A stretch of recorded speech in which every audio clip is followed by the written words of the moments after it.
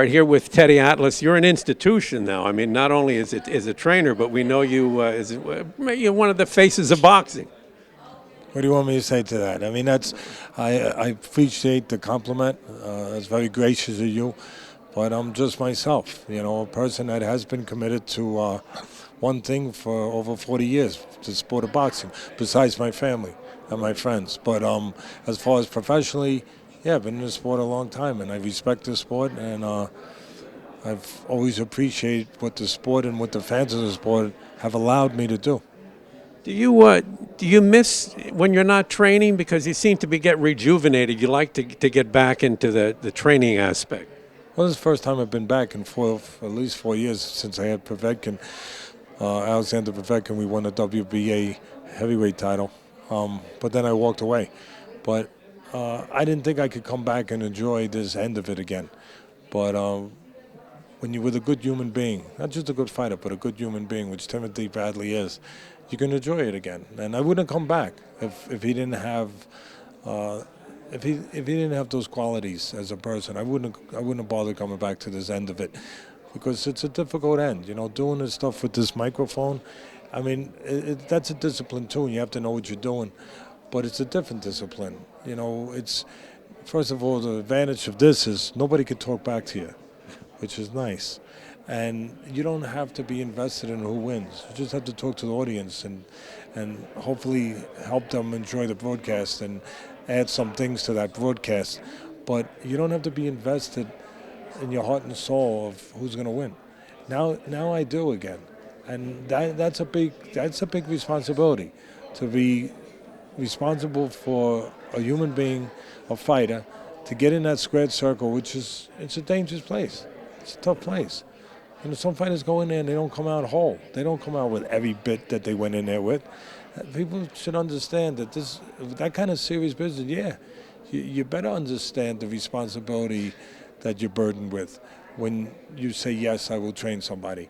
And then when you get their trust, which is what you need to teach, you have to have their unconditional trust. And you get their trust to believe in you and what you tell them is going to work, then the responsibility is multiplied tenfold.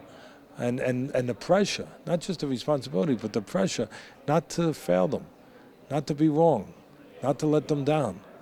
And to feel that every day again, to get up every morning in a 7-week camp and feel, the burden of making sure you don't let that person down, making sure you're right, making sure that he's going to be ready in every way, in every single dimension, physically, technically, mentally, emotionally. Make his weight, keep his strength, keep his speed, have a game plan. To be responsible for that every day, it's a burden, but it's a huge commitment. And again, the thing that makes it, the pressure that makes it, is understanding the responsibility you have to live up to, and making sure that he's okay in that fight and things come out your way. And I didn't think I could enjoy this end of it again and deal with that pressure again that way, or want to deal with that pressure. But being around Timothy and the kind of person that he is, I was wrong. I've enjoyed it. Did when you're looking at boxing, I mean, you're there every week for America, or for the people interested in the sport.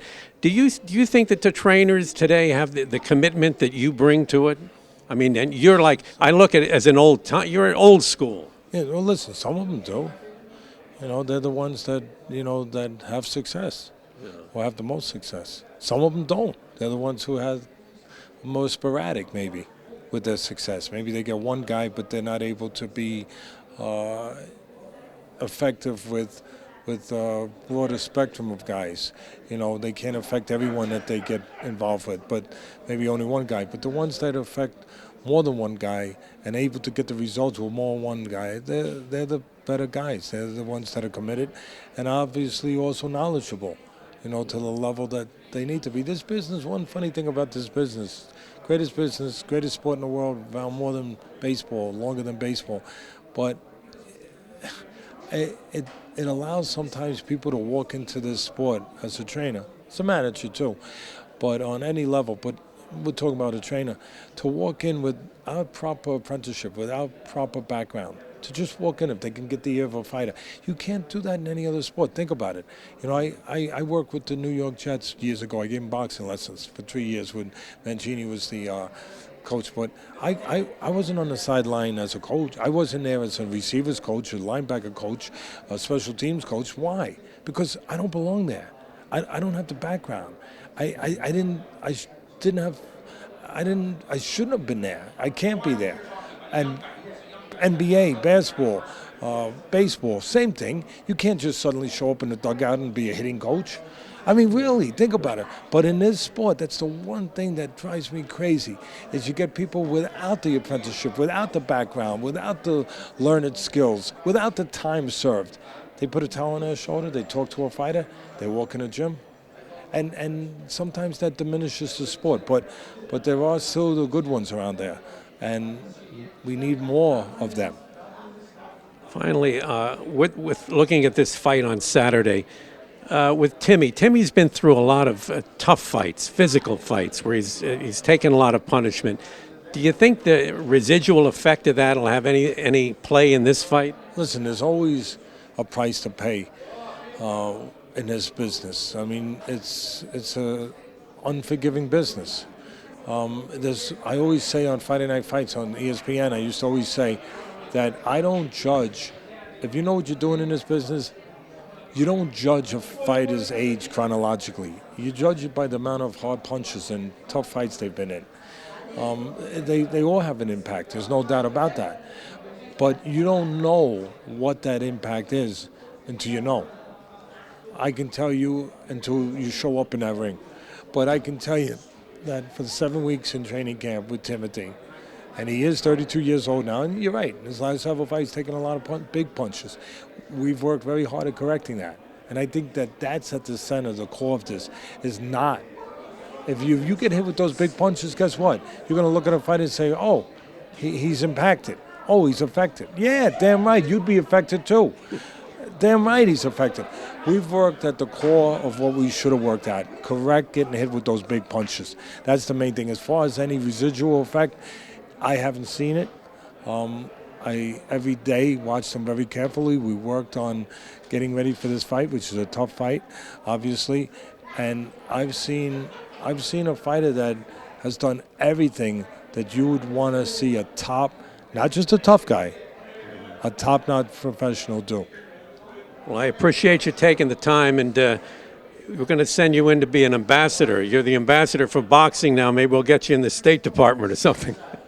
Hey, politics, they're too corrupt, those politicians. They're like the WBA, the WBC, the IBF, and all those other ones.